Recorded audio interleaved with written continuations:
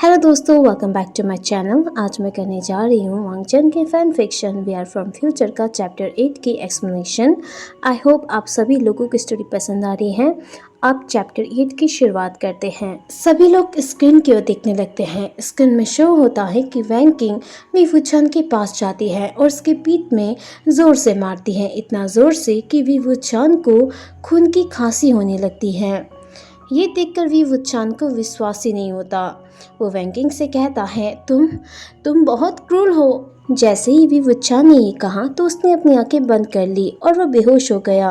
ये देखते ही लांग वांगजी घबरा गया, उसका चेहरा पीला पड़ गया। लेकिन जैसे ही वी वुचान गिरने वाला था, वांगजी ने उसे पकड़ लिया और कहा, विंग। स्क्रीन में ये देखते ही जिन ग्योंशन कहते हैं, ऐसा लगता है कि वी वुचान के पालतू जानवर ने उसे ही काट लिया है।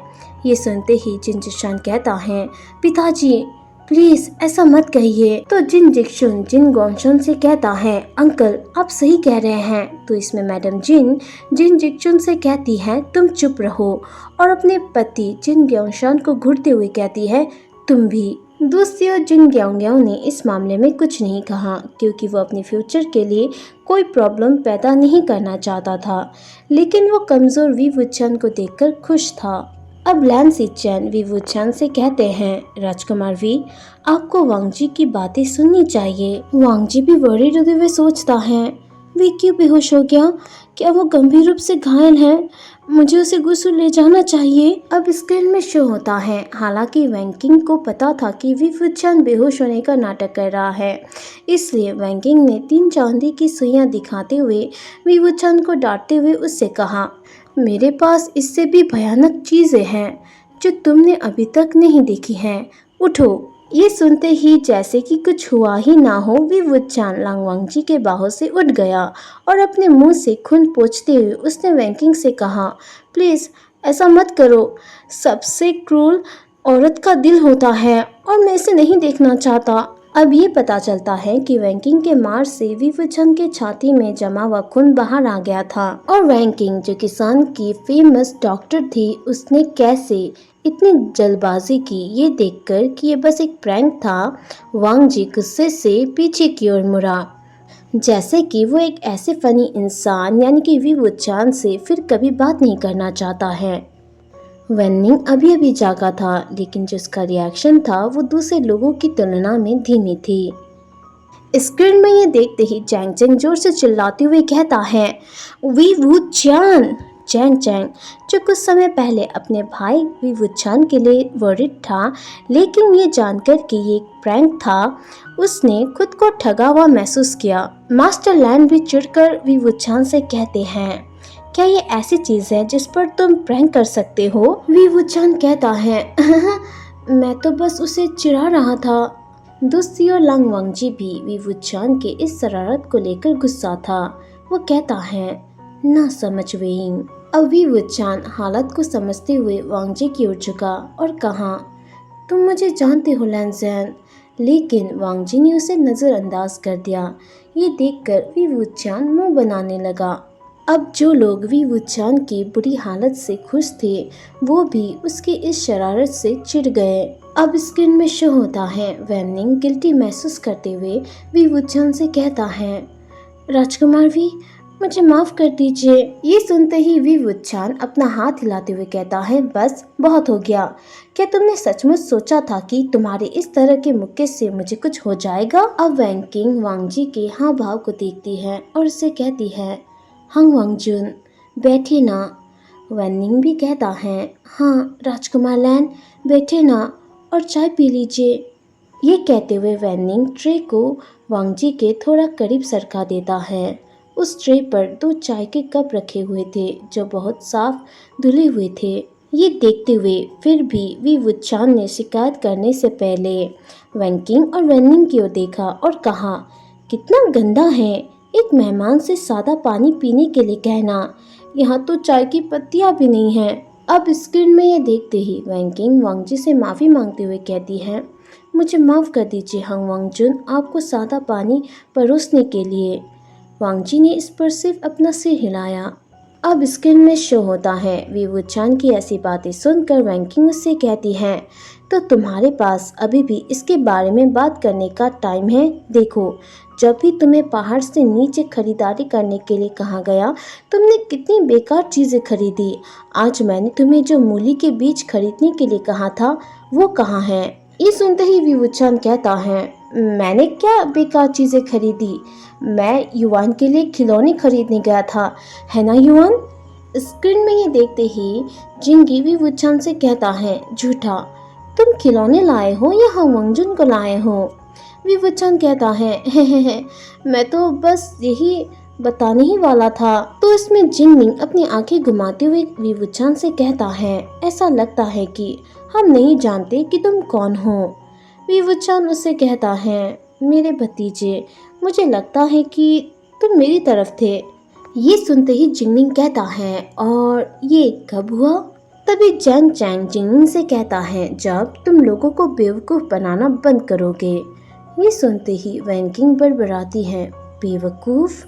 अब विवुचान को कुछ समझ ही नहीं आ रहा था कि क्या हो रहा है, इसलिए उसने अपने नए बने दोस्त यानी कि वांगजी को देखा और फिर शिकायत करते हुए उससे कहा, लैनज़ेन, देखो, हर कोई मुझे धमका रहा है। वांगजी, जो विवुचान के प्यारे से चेहरे में खो गया था, अब उसका दिल तेजी से धड़कने लगा था। जिस तरह से विवुचान ने उसका नाम लिया और कहा, लैनज़ेन। दूसरी तरफ नैन्सी चैन, जो ये सब कुछ देख रहे थे, वो वांगजी को होश में लाने के लिए चुटकी बजाते हैं।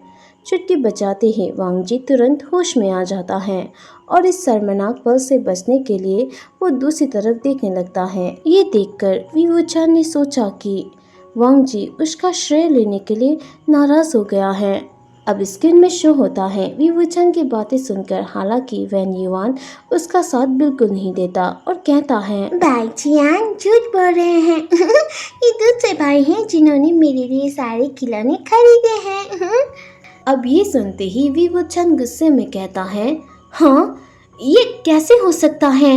अब स्क्रीन में ये देखते ही सभी लोग विवुचान की हार पर हंस पड़े। वहाँ मौजूद विवुचान भी ये देखकर नाराज हो गया। वो ड्रामा करते हुए, शिकायत करते हुए सुजी के कंधे पर अपना सिर रगड़ते हुए कहता है, युआन, तुम ऐसा कैसे कर सकते हो?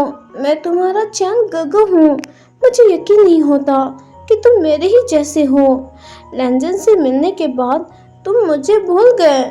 तभी वैंकिंग विवुचान से कहती है, बेवकूफ, तुम मुझसे दोस्त क्यों दे रहे हो? ये तुम ही हो जो हांग वंगजुन का श्रेय ले रहे हो। दूसरी ओर वांगजी सोचता है, प्यारा वेंग। अब स्क्रीन में शो होता है उस शैतानी गुफा में। हंसी का माहौल अभी शुरू ही हुआ था कि लांग वांगजी बिना कुछ कहे मुड़ा और गुफा से बाहर जाने लगा। ये देखकर वैंकिंग और वैननिंग दोनों ही सरप्राइज हो गए। विवुचान हैरान होते हुए कहता है, लैनज़ेन। जैसे ही वांगजी ने ये सुना, उसके कदम आगे बढ़ने से झिझक रहे थे। उसकी आवाज़ में कोई इमोशन नहीं था। वो कहता है, मेरे लौटने का समय हो गया है। स्क्रीन में ये देखते ही विवुचान मुंह बनाते हुए वांगजी से कहता है, लैनज़ेन, क्या तुम और ज़्यादा नहीं रुक सकते? दूसरी ओर सुजी और लैनसी चैन वांगजी को ध्यान से देखते हैं, क्योंकि उन दोनों ने ही वांगजी के हाव भाव को सही ढंग से पढ़ लिया था। अब जिनजुशान विवुचान से कहता है, तुम्हें राजकुमार लैन का धन्यवाद करना चाहिए वहां आने के लिए। विवुचान कहता है, मैं उसका आभारी हूँ, लेकिन लैनज़ेन वहां से अचानक क्यों जा रहा है? ये सुनते ही जिंगमिंग कहता है, लालची मत बनो। अब विवुचान वांगजी की ओर मुड़ा और उससे हाथ मिलाया और कहा, लैनज़ेन, तुम क्यों जा रहे हो? लेकिन ये सुनते ही वांगजी ने कोई जवाब नहीं दिया और वो दूसरी तरफ देखने लगा, क्योंकि वो जानता था कि उसका फ्यूचर सेल्फ वहां से क्यों जा रहा था। अब चैंग चैंग चिल्लाते हुए विवुचान से कहता है, तुम राजकुमार लैन को क्यों परेशान कर रहे हो, जबकि वो तुमसे बात नहीं करना चाहता और तुम्हारे साथ नहीं रहना चाहता। इससे पहले चैंग चैंग और कुछ कहता, तभी स्क्रीन मूव करने लगती है, जो देखकर चैंग चैंग रुक जाता है। अब स्क्रीन में शो होता है लांग वांगजी सोचता है, वेंग खुश है, वांगजी के बिना वो खुश है, उसे वांगजी की ज़रूरत नहीं है। वांगजी भी वेंग को खुश देखकर खुश हैं, लेकिन ये सोचकर वांग जी का दिल और भी ज़्यादा दुखी हो गया कि अब वेइंग को उसकी ज़रूरत नहीं है। अब स्क्रीन में ये देखते ही और वांग जी की सोच सुनते ही वी वुचन वांग जी से कहता है, लैनसन, तुम गलत सोच रहे हो, मुझे तुम्हारी ज़रूरत है। तभी लैंसी चैन और लैन सुजी एक साथ वांग जी को आवाज़ लगाते हैं, भाई, पिताजी। ये सुनते ही वांग जी उन दोनों की तरफ देखे बिना जवाब देता है, ठीक है। अब मास्टर लैन वांग जी से कहते हैं, वांग जी, तुम्हें अपनी भावनाओं पर काबू रखना चाहिए। तभी लैन सी चैन अपने भाई वांग जी को सपोर्ट करते हुए मास्टर लैन से कहते हैं, अंकल, उसे अपनी भावनाओं को व्यक्त करने दीजिए। ये सुनते ही मास्टर लैन खांसते हुए लैन सी चैन से कहते हैं, सी चैन, क्या तुम नहीं जानते कि अतिरिक्त भावनाएं वांग जी के हारने का कारण बन सकती हैं? इससे पहले लैन सी चैन वांग जी का बचाव कर सके, वांग जी मास्टर लैन से कहता है, मुझे मेरी सजा मिलेगी अंकल। ये सुनते ही वी वुचान जोर से चिल्लाते हुए कहता है, क्या? नहीं। और वांग जी की ओर झुकते हुए कहता है, लैनसन, तुमने कुछ भी गलत नहीं किया है। अब वी वुचान की ऐसी बातें सुनकर चैंग चैंग उससे कहता है, तुम क्यों उन लोगों के फैमिली मैटर्स में घुस रहे हो? क्या तुम्हें नियम याद नहीं है? इतनी बार उनके नकल करने के बाद भी। अब वी वुचान बचाव करते हुए चैंग चैंग से कहता है, चैन, मैं और लैनसन दोस्त हैं, तो मैं उससे कुछ क्यों नहीं कह सकता? अब सिचुएशन को देखते हुए जिन जिशुन नफरत के साथ वी वुचान से कहता है, तुम उसके सिर्फ एक दोस्त हो, उसका परिवार नहीं, तो लैन लोगों के बीच दखल देना बंद करो। तभी वांग जी सीधे चेहरे के साथ कहता है, वेइंग के पास सभी अधिकार हैं। और फिर वी वुचान की ओर मुड़ते हुए कहता है, वेइंग, अत्यधिक भावनाओं को हमारे कबीले में अनुमति नहीं है।